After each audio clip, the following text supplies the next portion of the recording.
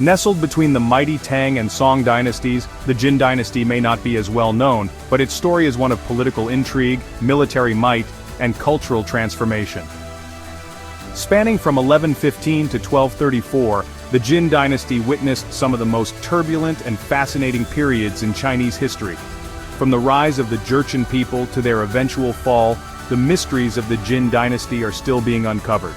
In this video, we'll explore the hidden history of the Jin dynasty and unlock the mysteries behind its rise and demise.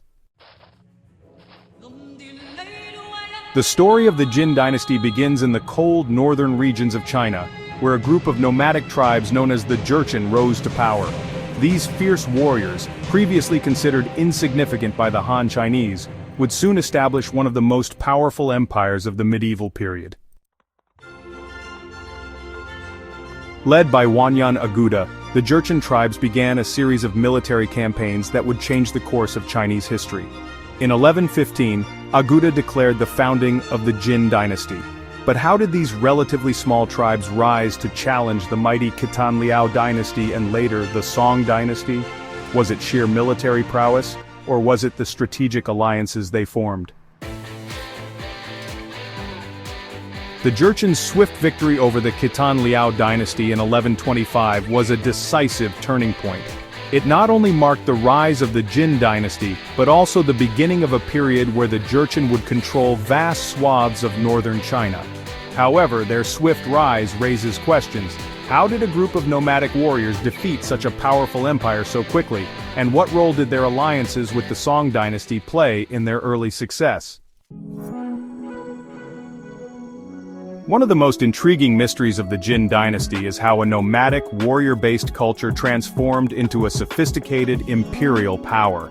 The Jurchen quickly adopted many aspects of Chinese culture, from architecture to literature, and even the Chinese bureaucratic system.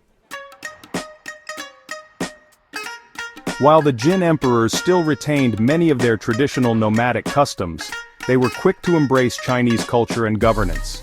The Jurchen rulers began to implement Chinese-style administration, legal systems and Confucian ideals, and they encouraged the study of Chinese philosophy and arts. Jurchen emperors even adopted Chinese calligraphy literature and other cultural aspects, leading some to argue that the Jin dynasty was a blend of nomadic warrior traditions and sophisticated Chinese civilization, but the mystery remains. How did the Jurchen balance their own traditions with the demands of Chinese imperial rule? Was their success rooted in their ability to integrate, or did they lose parts of their identity in the process? One of the most significant and enduring conflicts during the Jin dynasty was the war between the Jin and the Song dynasty. After their victory over the Khitan, the Jurchen rulers turned their attention southward to the powerful Song dynasty. What followed was a bloody and prolonged struggle that lasted for decades. In 1127, the Jin captured the Song capital Kaifeng in a devastating raid known as the Jingkong Incident. The Song emperor and his family were taken captive, a dramatic humiliation for the Song, and a pivotal moment in Chinese history. Despite this victory, the Jin would struggle to maintain control over the vast territory they had conquered. The Song retreated southward, establishing a new capital in Hangzhou and continuing to fight back. But what really fueled this bitter rivalry? Was it territorial expansion, or was it the Jin's desire to control all of China?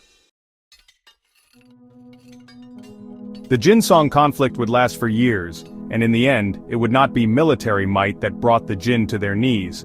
Instead, internal strife, corruption, and a divided empire would lead to their ultimate downfall. By the mid-12th century, the Jin dynasty began to unravel.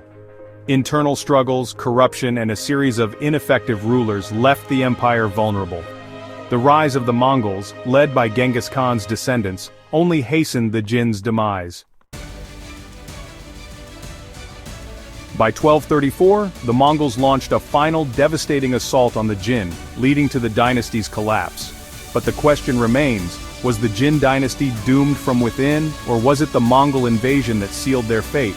Some argue that the Jin's inability to deal with internal dissent, corruption, and the weight of their own imperial ambitions played a larger role than the Mongols ever could.